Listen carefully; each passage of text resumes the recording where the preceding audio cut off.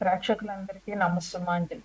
శుక్లాం భరధరం విష్ణుం శశివర్ణం చతుర్భుజం ప్రసన్నవదనం ధ్యాయేత్ సర్వవిఘ్నోపశాంతయే అగజా ఆనన పద్మార్కం గజానన మహర్నిశం అనేకదంతం భక్తానాం एकदन्तमुपास्महे एकदन्तमुपास्महे ह्रीङ्कारासनगर्भितां नलशिखां सौं क्लीं कलां बिभ्रतीं सौवर्णाम्बरधारिणीं वरसुधादौतां त्रिनेत्रोज्ज्वलां वन्दे पुस्तकपाशमङ्कुशधरां प्रभूषितामुज्ज्वलां तां त्वां गौरीं त्रिपुरां परात्परकलां श्रीचक्रसंहारिणी. ఓం శ్రీ మహాగణాధిపతియే నమః. ఓం శ్రీ మాత్రే నమః. మనం ఇప్పుడు జూలై నెల మాస ఫలితాలు చెప్పుకుంటున్నాం. తెలుగు మాసాల్లో అయితే ఆషాఢ మాసం ఇది చాలా ముఖ్యమైన మాసం. అమ్మవారికి విశేషమైన పూజలు ఈ మాసంలో మనం చేస్తాము. మన హైదరాబాద్ అంతా కూడా బోనాలు ఈ ఆషాఢ మాసంలో చేస్తారు. మొత్తం సిటీలో ఉన్న అన్ని అమ్మవార్లకి ఒక్కొక్క వారం ఒక్కొక్క అమ్మవారు చొప్పున ఈ బోనాలు జరుగుతాయి. ఇది మన తెలంగాణ వాళ్ళందరికీ చాలా ముఖ్యమైన పండుగ అని చెప్పాలి. ఈ నెలంతా కూడా విశిష్టమైనటువంటి అమ్మవారి పూజలు మన హైదరాబాద్ మొత్తం జరుగుతూ ఉంటాయి. అందువల్ల అదే ఇంకా వేరే పల్లెటూళ్ళల్లో కూడా ఆ గ్రామ దేవతకి ఈ ఈ ఆషాఢ మాసంలో నైవేద్యాలని, పూజలని, జాతరలని చాలా బాగా చేస్తారు. అందువల్ల ఆషాఢ మాసం మనకి చాలా విశిష్టమైనదిగా చెప్పవచ్చు. ఈ జూలై నెలలో ఇది ఎప్పుడు మొదలు పడుతుందంటే జూన్ 25 అమావాస్య అవుతుంది. జూన్ 26 నుంచి మనకి ఆషాఢ మాసం మొదలవుతుంది. అది మళ్ళీ జూలై 25 వరకు ఉంటుంది.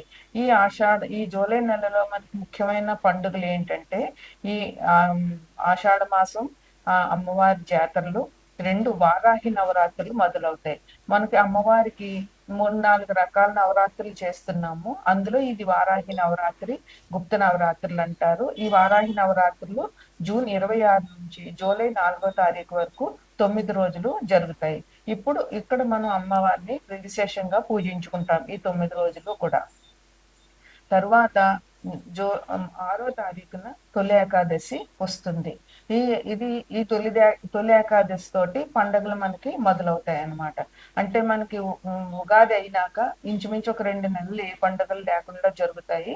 అక్కడ ఈ తొలి ఏకాదశి నుంచి ఇంక వరుసగా ఇది ఆషాఢం, తర్వాత శ్రావణం, భాద్రపదం గణపతిది, ఆశ్వీజ అమ్మవారిది, మళ్ళా కార్తీక మాసం అంతా విశేషము, తర్వాత దీపావళి, ఇలా వరుసగా పండుగలు జరుగుతూనే ఉంటాయి.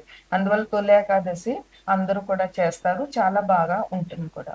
ఈ 9వ తారీఖున గురుమూఢ్యం, లాస్ట్ మంత్ 10వ తారీఖున మొదలైంది, జూన్ 10న మొదలైంది. ఇప్పుడు జూలై 9 తోటి గురుమూఢ్యం త్యాగం అయిపోతుంది. అంటే 10వ తారీఖు నుంచి ముహూర్తాలు ఉంటాయి, శుభకార్యాలు చేసుకోవచ్చు అన్నమాట.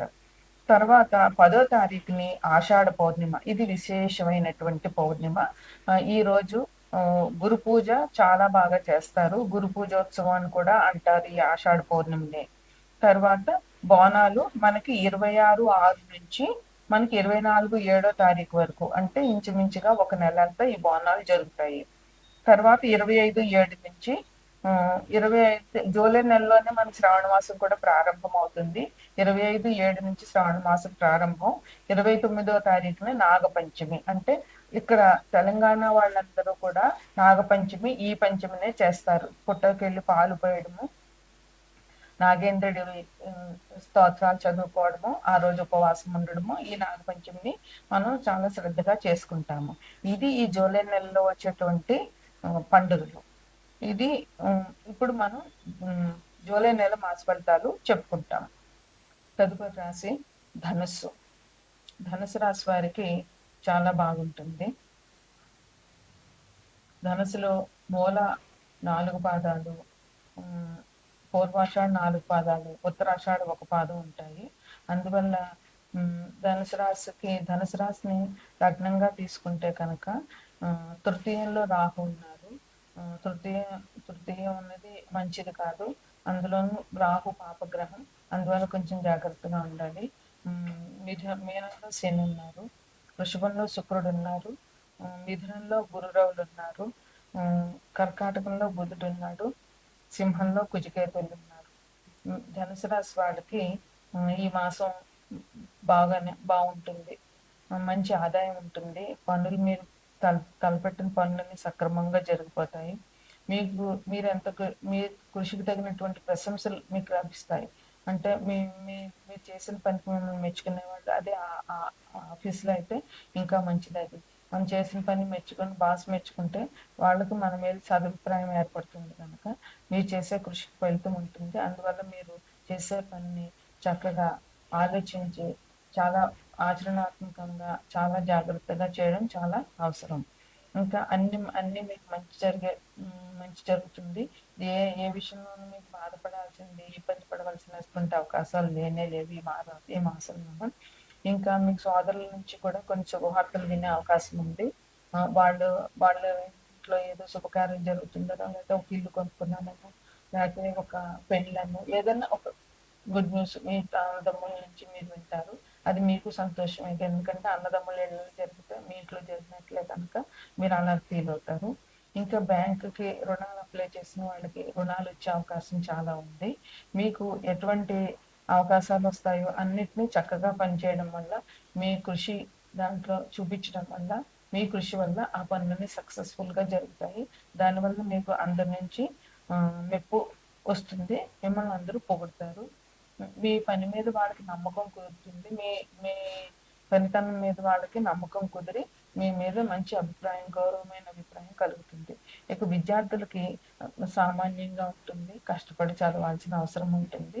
ఇక కుటుంబంలో అందరూ సుఖ సంతోషాలతో ఉంటారు. ఎటువంటి విభేదాలు లేకుండా అన్ని సమస్యలు చక్కగా సామరస్యంగా పరిష్కరించుకుంటూ ఉంటారు. వ్యాపారస్తులకి ఎటువంటి వ్యాపారం అయినా కూడా బాగానే ఉంటుంది. ఇబ్బందులు ఏమి ఉండవు. ఇంకా వ్యవసాయదారులకి సామాన్యంగా ఉంటుంది. ఇక ఈ మాసంలో వారాహి నవరాత్రులు వస్తున్నాయి కనుక అది జూన్ 26 నుంచి జూలై 4వ తారీఖు వరకు వారాహి నవరాత్రులు ఉన్నాయి. అందువల్ల ఆనవాయితీ లేని వాళ్ళు కనీసం లలితాదేవిని అష్టోత్తరంతో కానీ సహస్రంతో కానీ పూజించి పాలు పండ్ల నైవేద్యం పెట్టడం మంచిది. ఇంకా బోనాలు ఉన్నాయి. ఈ బోనాలకు కూడా అమ్మవారిని విశేషంగా పూజించడం చాలా అవసరము. గ్రహ సంచారం వృషభంలో ఉన్న శుక్రుడు మిథునంలోకి 26 జూలైన వెళ్తాడు. మిథునంలో ఉన్నటువంటి రవి కర్కాటకంలోకి 16వ తారీఖున వస్తాడు.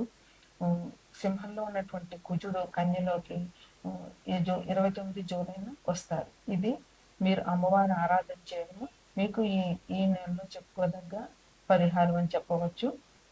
ఇంకా ఇది ఈ మాసంలో గ్రహాల గోచార సంచారం.